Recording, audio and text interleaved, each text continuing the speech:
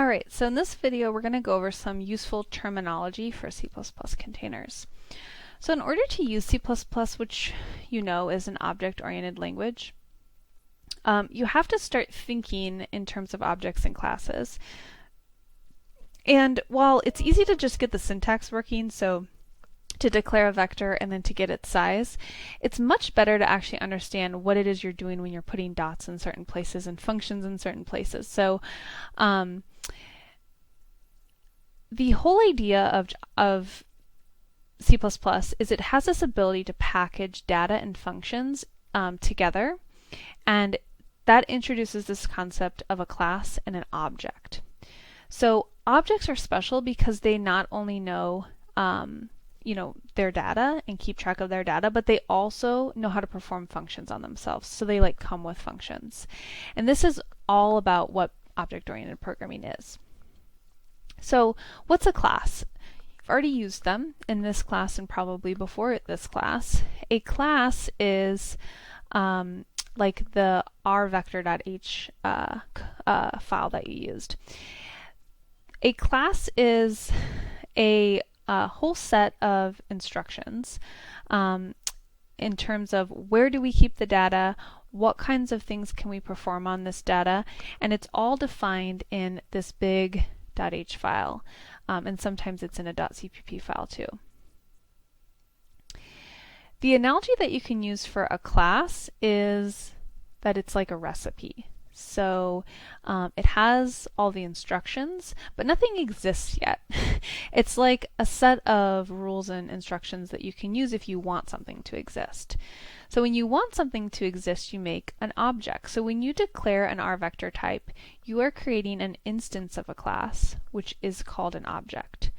There's a lot of terminology for this, and so if you've seen it thrown around, I just hope to clarify some of the terminology. That's a big part of why you take a class in programming, or take a class in something, is that it allows you to learn the language instead of just getting stuff to work, right? So if you instantiate an object, it means that you are making an instance of a class, right? So all of these things are the same thing, and you've probably heard them before. Instantiating an object or an instance of a class, they all do the same thing.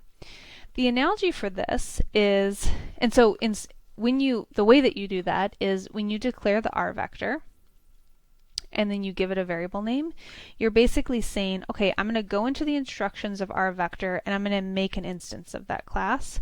Now I have an object and it follows the rules of that class. The analogy that you can use with the recipe, it's like going and making a pot of that pasta sauce that recipe says, right? You could make it lots and lots of times. Every time it could be different. Every time you could do different things that the instructions say. Maybe it says, oh, if you'd like, throw in some butter, or if you'd like, throw in some garlic. Like each time you could make changes to that object and it would be different variations of that object. There's so many analogies for classes and objects.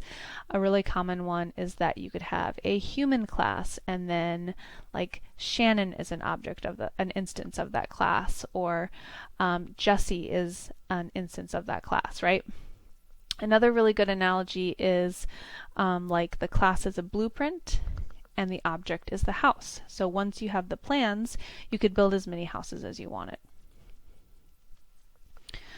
So when you declare that rvector type, what you're doing is you're calling its constructor. And I showed this last time, but it's important that we revisit this because as we go into the C++ containers, you need to be able to find the constructor and use it to determine how to construct the class.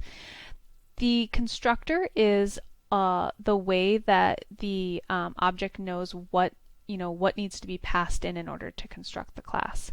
Most objects and classes in C++ within all of these containers have a default constructor that has no parameters passed in, and it's able to handle that.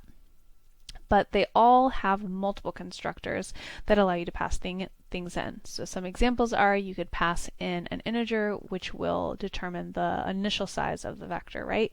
So you have the default constructor which takes nothing, and then you have a second constructor which allows you to set the size. The vector class in C++ doesn't have that, but it does have something very similar to that. It takes in two, and one is like the initialization of the value, and the other one is the size. So that's a little bit about the constructor. And then a class will have a bunch of functions that come with it. So you already used our vector and you used a bunch of the functions. You used pushback, you used size, you used at, you used the square brackets. Those are actually all functions of that class. And there are private and public functions.